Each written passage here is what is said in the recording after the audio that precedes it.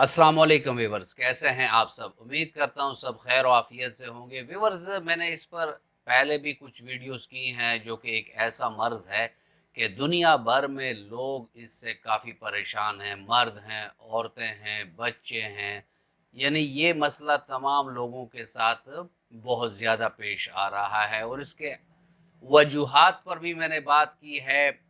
इसके जो अलामात हैं उस पर भी मैंने पिछली वीडियो में बात की। इस वीडियो में मैं बिलखसूस डायबिटीज़ यानी शुगर के ऐसे मरीज़ों के लिए मैं बात करूंगा, क्योंकि मुझे कुछ मैसेजेस अब्रॉड से भी, बाहर से भी और अपने ही मुल्क में भी ये आए कि डॉक्टर साहब जो इंसुलिन लगाते हैं शुगर के कंट्रोल के लिए, तो क्या इसके कुछ नुकसानात भी हैं। इंसुलिन लगाने के सेहत पर इसके कुछ मुज़र असरात हैं, तो इस पर वीडियो कर दें। और अगर हैं तो हमें कोई ऐसा कॉम्बिनेशन भी बता दें कि वो इंसुलिन से तेज़ काम करे, यानी शुगर का जो लेवल होता है ब्लड में उसको तेज़ी से कंट्रोल करे। तो आज की वीडियो इसी बारे में है, स्किप ना करें क्योंकि बहुत ज़रूरी सी इसमें बातें हैं जिस पर आगे चलकर हम डिस्कस करेंगे। लेकिन अगर आप मेरे चैनल पर नए हैं और अभी तक आपने चैनल को सब्सक्राइब नहीं किया तो चैनल को सब्सक्राइब कर दें और बेल आइकन दबा दें, ताकि इस तरह की मुफीद वीडियोस आप लोगों को वक्तन फवक्तन मिलती रहें।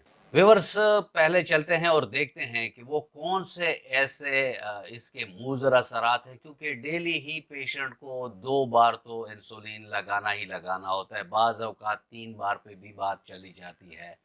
तो पहले हम चलते हैं और देखते हैं कि वो कौन से ऐसे मुज़र असरात हैं कि जो इंसुलिन लगाने से मरीज़ को देखनी पड़ती हैं। इसमें व्यूअर, एक तो ये होता है कि मरीज को बहुत अजीब सी तेज भूख लगती रहती है और फिर उसके रिजल्ट में वो खाता है ज़्यादा। जब खाता है तो उसके वजन में ज्यादती आना शुरू हो जाती है। दिल का जोर जोर से धड़कना, जिसे पिल्पिटेशन कहते हैं, ये मसला भी इंसुलिन लगाने वाले मरीजों को हो जाता है। नज़र का धुंधला जाना, यानी नज़र में ब्लर विजन जिसे कहते हैं, ये मसला भी आता है। और जो बोलने का वो है उसमें भी स्लर्ड, यानी जैसे कहते हैं ना, अल्लाह ना करे किसी को फालिज हुआ है और वो या लकवा हुआ है और उसकी वजह से ज़बान के नर्व्स पर उसके असरात हैं, तो वो बात ज़रा इस तरह करता है जिसे कहते हैं कि लड़खड़ाती ज़बान से बात करता है। इसके अलावा गुर्दों पर इसका इफ़ेक्ट पड़ता है, गुर्दे इससे ख़राब हो सकते हैं। इसके अलावा जिगर के आवारिज़ इसके साथ जुड़े होते हैं कि जो इंसुलिन लगाते हैं उनके ये वाइटल आर्गन को भी ख़तरा होता है। साथ साथ दिल के अमराज भी उन लोगों को ज़्यादा होने का ख़तरा होता है जो इंसुलिन लगाते हैं।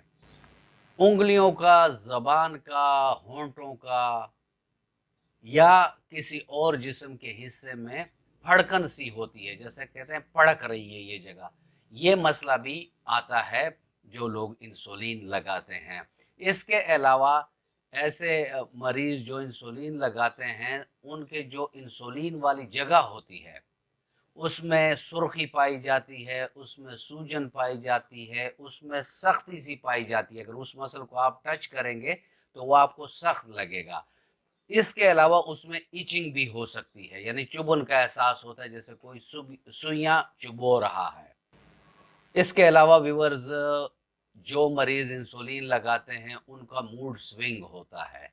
मूड स्विंग को आप आसान उर्दू में ये समझ लें कि कभी ये पेशेंट चिड़चिड़े होंगे, कभी ये जिद करेंगे बच्चों की तरह, कभी इनको खामखा का गम सा लग रहा होता है कि बहुत बड़ा गम गुजरा हुआ है और उसके अंडर स्ट्रेस और स्ट्रेन हम हैं, यानी उसके जेर असर हम हैं। एंजाइटी, डिप्रेशन भी इन मरीजों में होता है। वो ममालिक जहां वो इंसुलिन अवेलेबल्स हैं जो सांस के जरिए वो लेते हैं, यानी जैसे जैसे आपने वो इनहेलर देखा होगा जो अस्थमा के मरीज लेते हैं, इसी तरह डायबिटीज़ वाले भी ऐसे इनहेलर के ज़रिए वो इनहेल करते हैं, अपने सांस के ज़रिए जिस्म में पहुंचाते हैं कि वो शुगर को कंट्रोल करें। तो यहाँ भी एक साइड इफ़ेक्ट इसका बहुत बड़ा सामने आया है कि एक तो इससे डाइजेस्टिव अपसेट होता है, यानी मैदे की ख़राबी हो गई, तेज़ाबियत हो गई, गैस हो गया, इस टाइप के मसले होते हैं। और बाज़ केसेस में इन मरीज़ों की भूख भी मर जाती है। साथ साथ में इनका जो रिस्पायरेटरी ट्रैक है, जो सांस का निज़ाम है, निज़ाम तनफ़ुस जो है, इसमें फ़र्क आ जाता है। इसका सीलिया जो होता है वो डिस्टर्ब हो जाता है। ऐसे मरीज़ बहुत सिवियरली खांसते रहते हैं और मुस्तकिल इनकी खुश्क खांसी जारी होती है। तो ये उस इंसुलिन से ये मसला होता है कि जो वो इनहेल करते हैं। इसके अलावा इन मरीज़ों को आँखों के मसले मसाइल का सामना करना भी पड़ता है। नज़र तो ऑलरेडी मैं बता चुका हूँ, धुंधला जाती है, कभी नर्व डैमेज हो जाता है और मुस्तकिल बीनाई का ख़तरा भी हो जाता है कि मरीज़ों की ख़त्म हो जाए। तो ये कुछ मैंने आपको चीदा-चीदा इसके एडवर्स इफ़ेक्ट या जिसे कहते हैं कि साइड इफ़ेक्ट्स या इसको कह लें कि मुज़र असरात जो इंसुलिन लगाते हैं उन मरीज़ों को ये चीज़ें देखना पड़ती हैं। एक और बात मैं यहाँ आपको ऐड करता चलूँ, मेरे बहुत एजुकेटेड पेशेंट यानी बहुत हाई लेवल वाले पेशेंट जो इंग्लिश को भी समझते हैं, जो मतलब सोशल मीडिया पर भी अपना प्रॉब्लम डिग आउट कर सकते हैं, लेकिन उनसे भी ये गलती हुई है जो मैं यहाँ इंडिकेट करता चलूँ। अक्सर देखा होगा हमारे डॉक्टर हजरात ने कि उनको पेशेंट बताते हैं कि डॉक्टर साहब मैं तो इंसुलिन लगा रहा हूँ लेकिन मेरा शुगर कंट्रोल नहीं हो रहा। जबकि इंसुलिन तो ऐसी चीज़ है कि एक चीज़ बॉडी बनाती है, बॉडी ने बनाना छोड़ दिया, आप बाहर से वही चीज़ ले रहे हैं, तो बॉडी का इंसुलिन का यही फंक्शन है कि वो शुगर को कंट्रोल में रखता है, तो बाहर से जो इंसुलिन आ रहा है वो भी कंट्रोल करेगा। लेकिन ये पेशेंट बताते हैं कि डॉक्टर साहब हमारा शुगर कंट्रोल नहीं होता।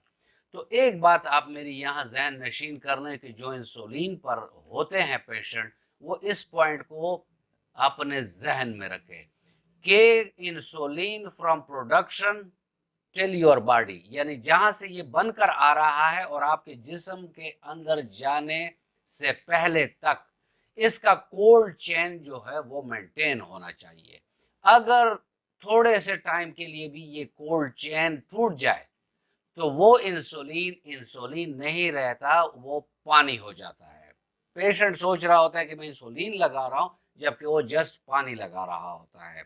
तो ये एक और ऐसा एडवर्स सा इफेक्ट है कि अगर इंसुलिन का कोल्ड चेन टूट जाए और मरीज लगाता रहे कि यार मेरा तो शुगर इससे कंट्रोल होगा, तो डेफिनेटली वो बेचारा विदाउट इंसुलिन होगा, जिसकी वजह से वो हाइपरग्लिसीमिया पे चला जाएगा और उसका शुगर 300-400 पर जाएगा, जिसमें ऑप्टिक नर्व्स, किडनीज हो गए, हार्ट हो गया और आर्टरी कैपिलरीज हो गई, मुख्तलिफ चीज़ें इरिवर्सिबल डैमेज हो सकती हैं। तो ये भी बहुत इम्पॉर्टेंट पॉइंट है। अभी हम दोस्तों चलते हैं और देखते हैं कि आप कहेंगे कि डॉक्टर साहब आपने ये तो बता दिया कि इतने ज़्यादा साइड इफ़ेक्ट्स हैं, तो आखिर हम करें क्या?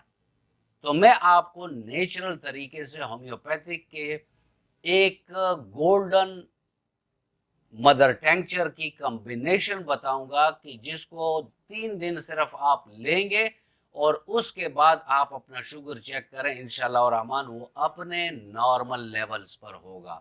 फास्टिंग भी और रैंडम भी दोनों नॉर्मल पर आएगा और इन अद्वियात का जिस्म पर कोई साइड इफेक्ट नहीं है, तमाम नेचुरल चीज़ें हैं। तो चलते हैं अलसेफ होम्यो रजीम में, देखते हैं कि वो कौन से 4 ऐसे बेहतरीन एमटी है कि जो शुगर को विद इन नो टाइम अपने नॉर्मल लेवल पर ले आती है। विवर इसमें पहली मेडिसिन है साइजेजियम जम्बोलम क्यू, जेमिनी सिल्वेस्टर क्यू, रस और मैटिक क्यू और एब्रोमा अगस्टा क्यू।